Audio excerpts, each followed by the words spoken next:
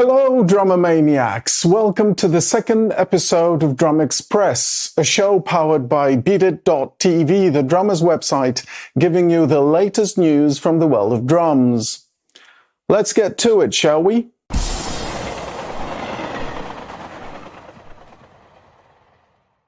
Zildjian is expanding its product portfolio with a range of electronic drum kits. Zildjian Alchemy electronic drums are equipped with special electronic cymbals called E-Family, a drum module with inbuilt Zildjian samples named E-Volt, and are available in three configurations named Alchemy Bronze, Alchemy Gold, and Alchemy Gold EX. The kits come with a USB flash drive, a module mounting plate, a cleaning cloth, a drum key, a bass drum pillow, a bass drum hoop protector, two bass drum patches, and a pair of Zildjian Alchemy sticks. Hi-hat stand, snare drum stand, bass drum pedal, and drum throne are not included. Check out the link below for more detailed specs.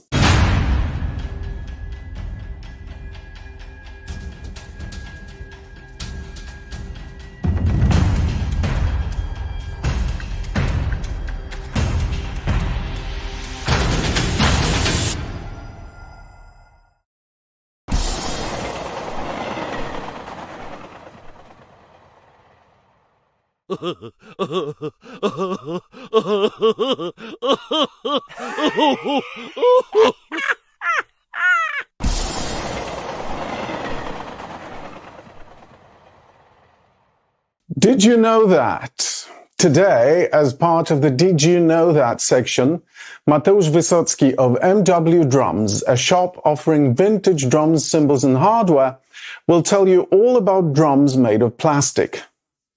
Does he mean toy drums? Did you know that the world's first acrylic drum set was not made by Ludwig at all?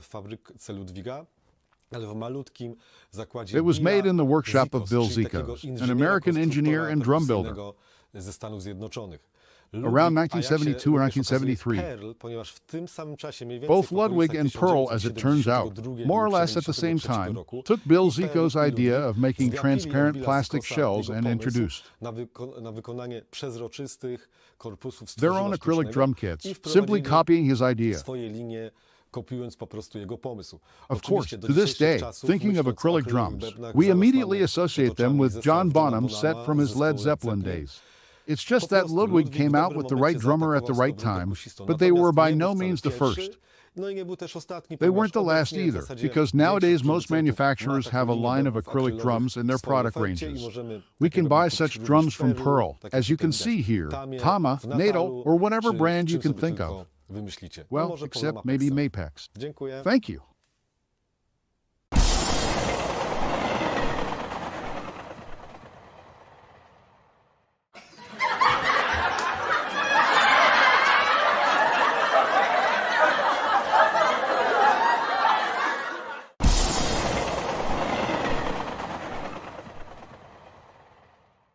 Hard rock legends Scorpions are celebrating the 40th anniversary of their classic album Love at First Sting. The German power ballad masters and the authors of full-on rock bangers embark on a European leg of the Love at First Sting tour. It seems that each show is going to be a small festival with such bands as Europe, Evanescence and Extreme, plus local stars and support acts depending on the show. Mickey D, previously of Motorhead and King Diamond, has been the band's Styxman since 2016. He is famous for his expressive but extremely clean and precise playing, and he is endorsed by such brands as Sono Drums, Paiste Cymbals, Evans Drumheads and Vincent Drumsticks. Apart from Mickey, the remaining Scorpions to hit the stages across Europe and the UK are singer Klaus Meine, guitar players Rudolf Schenker and Matthias Jabs, and Paweł Mąciwoda on bass. Check out the tour schedule under the link below.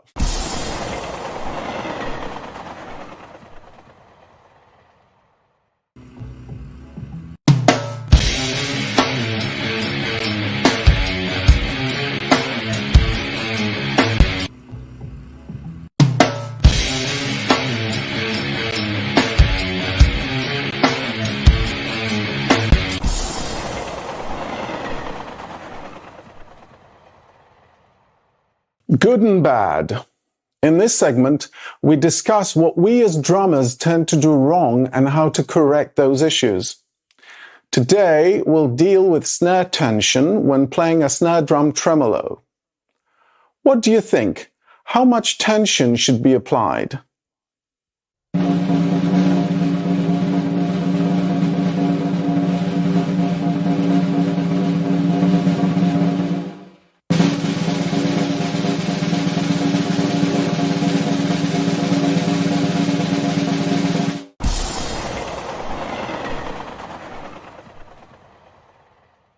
DW have introduced a new finish solely for the Performance series. It is the Bermuda Sparkle Finish Ply, advertised by the producer as fit for your dream drums. The DW Performance series is handcrafted in Oxnard, California, from North American hard rock maple. For more pictures, go to the link below.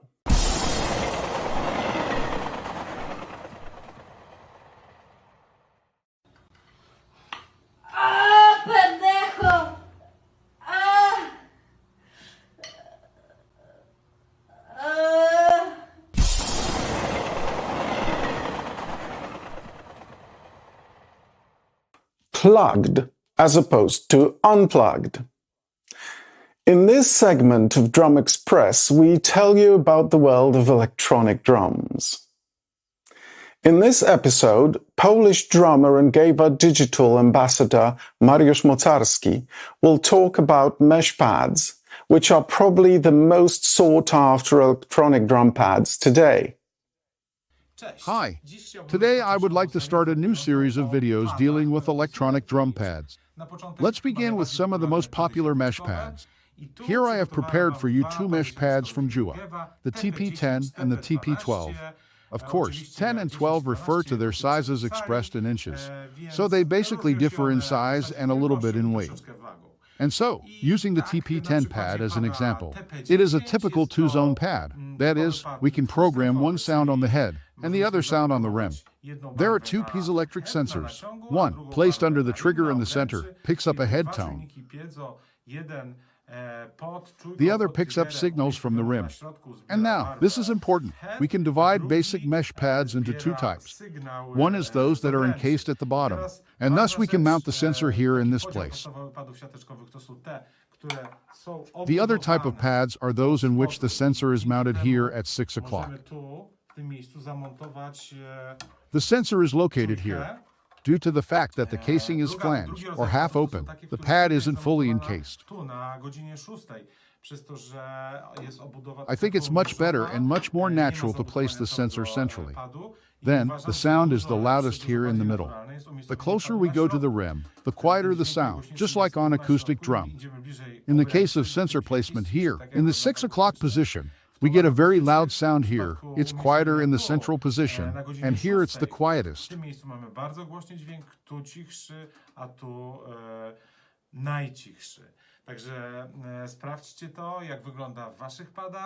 See what it's like on your pads. This piece of rubber is kind of a noise eater. It's a nod to drummers who play in apartments. We respect the neighbors. It mutes the sound of the rim. Bez wyciszacza, z wyciszaczem.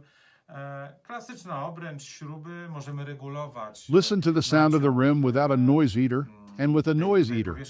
We have a standard hoop with tuning rods. We can adjust mesh surface tension to get rebound similar to that of an acoustic tom, clamp-mounted holder, and jack input. Jourda TP10 pads, I highly recommend them.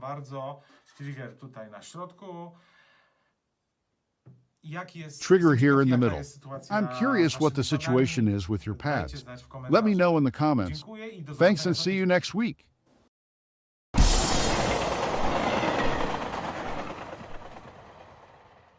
The Cavalera brothers are returning to Europe and the UK. As Cavalera Conspiracy, guitarist and singer Max Cavalera and drummer Igor Cavalera will be doing a string of close to 30 shows. Apart from Sepultura's 90s classics taken from the albums Arise, KSAD and Roots, the band will be performing material from the earliest releases by the group that made the brothers famous. The Bestial Devastation EP, as well as the albums Morbid Visions and Schizophrenia, which they have recently re-recorded. The group's lineup also features bassist Igor Amadeus Cavalera and guitarist Travis Stone. Igor Cavalera is endorsed by such brands as Yamaha drums, Zildjian cymbals, Aquarian drumheads, and Vic Firth sticks. You can check the tour schedule under the link below.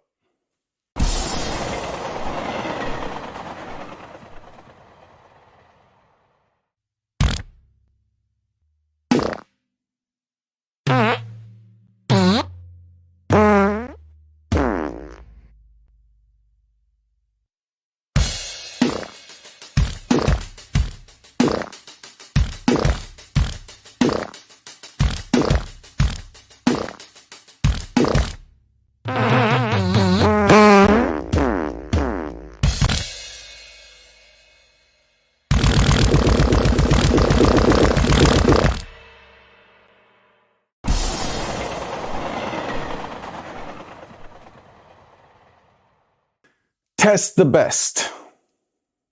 In this section, we talk about some of the gear that has garnered the highest scores in our tests at Beatit.tv. Today, we'd like to draw your attention to our test of a Tama Superstar 50th anniversary drum kit. Almost 50 years ago, Tama began producing what was to become iconic drums, the Superstar series.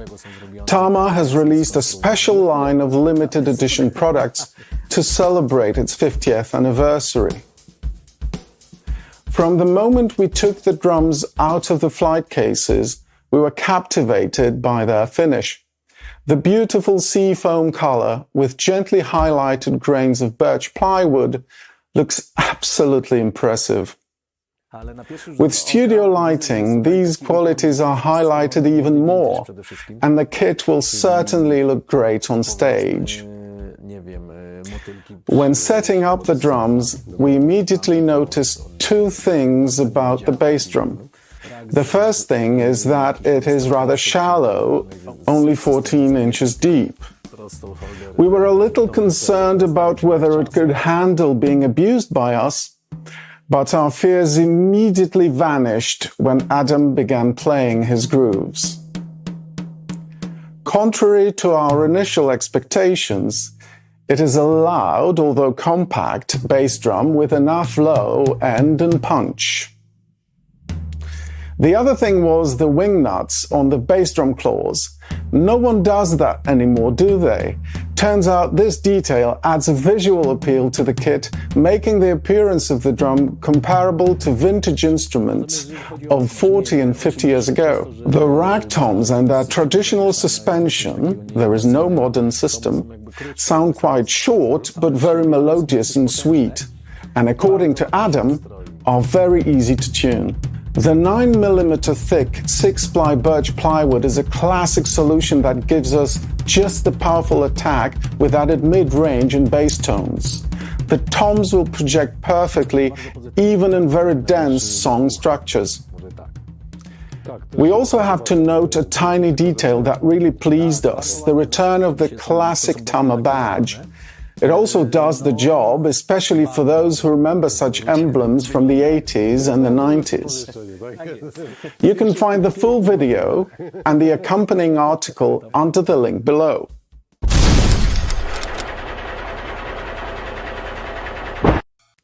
Pimp My Cymbal is a segment where we show you what a cracked cymbal can sound like after going through a professional interference in the structure of the instrument.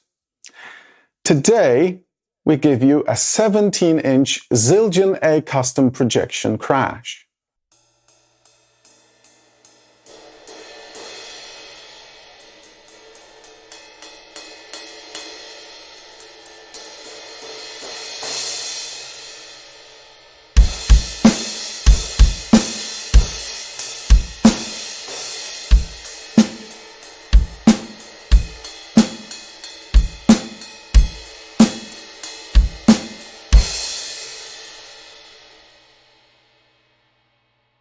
That's it for today. Thanks for your comments and constructive criticism. Keep it coming. Hit that like button if you like our content. Subscribe us if you'd like to see more episodes. Thank you so much for watching, and see you next time.